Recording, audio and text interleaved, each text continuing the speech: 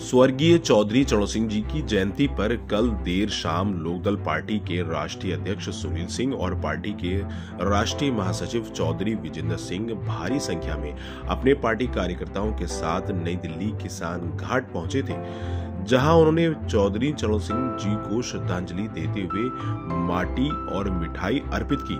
वहीं पार्टी ने एमएसपी कानून बनाने के साथ स्वर्गीय चौधरी चरण सिंह जी को भारत रत्न देने की मांग भी उठाई। ब्यूरो रिपोर्ट, सबका समय, दिल्ली। इस देश का किसान 13 महीने दिल्ली की सड़कों पर बैठा रहा था।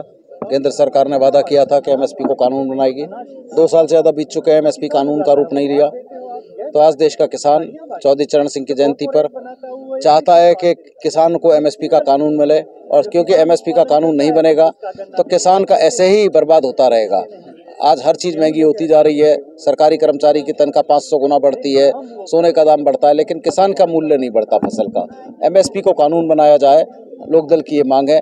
और चौधरी चरण सिंह को भारत रत्न दिया जाए, क्योंकि चौधरी चरण सिंह किसी दल के नहीं, एक इस पूरे आज सारी पार्टियां, मोदी जी भी जाते हैं तो चौधरी साहब का नाम लेते हैं, कांग्रेस भी नाम लेती है। तो जो नेता दलों से ऊपर उठ जाता है वो बहुत बड़ा हो जाता है, लोगों के दिलों में राज करता है।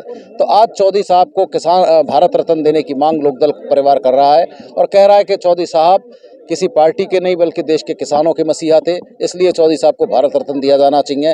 तो मांग कर रहा है केंद्र की सरकार से कि किसानों के मसीहा चौधरी साहब को भारत रत्न दिया जाए और एमएसपी को कानून बनाकर जो आपने वादा किया उसे पूरा करे, अन्यथा एमएसपी नहीं तो वोट नहीं, लोकदल का ये कहना है। देखिए, अगर भारत रत्न नहीं दे सकते तो कम से कम भारतीय जनता पार्टी के नेताओं को चौधरी साहब का फोटो लगा के चुनाव में वोट नहीं मांगने चाहिए।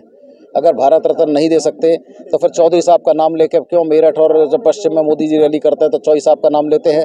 तो अगर चौधरी साहब किसी पार्टी नहीं बल्कि पार्टियों से ऊपर उठ के किसानों के मसीहा थे, इसलिए हमारी मांग है कि भारत रत्न दिया जाए। और इसमें कोई बड़ी बात नहीं है। अगर चौधरी साहब के साथ रहे अटल जी को भारत रत्न दिया जा सकता है तो चौधरी साहब का कद अटल जी से कहीं ऊंचा था देश की राजनीति। देखिए, संख्या तो हमारी सब लोगों की रोक दी। किसान का जो यंत्र है, जो कृषि यंत्र है, वो ट्रैक्टर है। ट्रैक्टर से ही आज के समय में हल चलाता है, ट्रैक्टर से ही खेत जोतता है, ट्रैक्टर से ही बीज बोता है, ट्रैक्टर से ही फसल उगाता है। और किसान की मारुति या मर्सिडीज ट्रैक्टर ही है। और दिल्ली, वो दुर्भाग्य की बात है कि वो दिल्ली नहीं आ सकता। हजारों की तादाद पर पूरे पश्चिम उत्तर प्रदेश से ट्रैक्टर आए और उन सबको रोक दिया। उसके साथ साथ सारे किसान भाई स्वर्गीय चौधरी चरण सिंह जी के जन्म दिवस पर पूरे पश्चिम उत्तर प्रदेश के 5000 गांवों से माटी और मिठाई लेकर आए थे, जो यहाँ पर पहुँच नहीं पाए। ये बड़े दुख की बात है।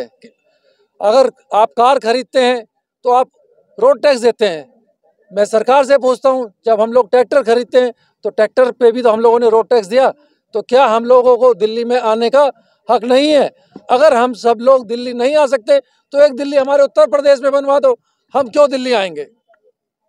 स्वर्गीय चौधरी चरण सिंह जी दूसरों के लिए, भारत सरकार के लिए एक व्यक्ति हो सकते हैं, लेकिन हम किसान भाइयों के लिए वो एक मसीहा थे, मसीहा हैं और मसीहा रहेंगे।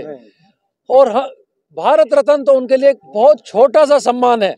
अगर सरकार उसी को नहीं दे पा रही, पश्चिम उत्तर प्रदेश गवाह है, इतिहास गवाह है, कोई भी नेता, राजनेता पश्चिम उत्तर प्रदेश में जाता हो, ऐसा कोई नेता नहीं है जो स्वर्गीय चौधरी चरण सिंह जी के गले में माल्यार्पण न करता हो, या चुनाव की या वोटों की या कोई मीटिंग की शंखनाद करने से पहले वो स्वर्गीय चौधरी चरण सिंह जी के पैर छूता है। वो दिन दूर नहीं रहेगा जो सबको याद दिलाएगा किसान इतना सरल है, वो पानी की तरह सरल है कि वो ऐसा उसके साथ ना करो कि उसको चट्टान बनने पे मजबूर कर दो। जब आप पश्चिम उत्तर प्रदेश में जाते हो, स्वर्गीय चौधरी चरण सिंह जी के चरणों में पुष्प अर्पित करते हो, तो उससे उनको कम से कम उनका सम्मान दे दो।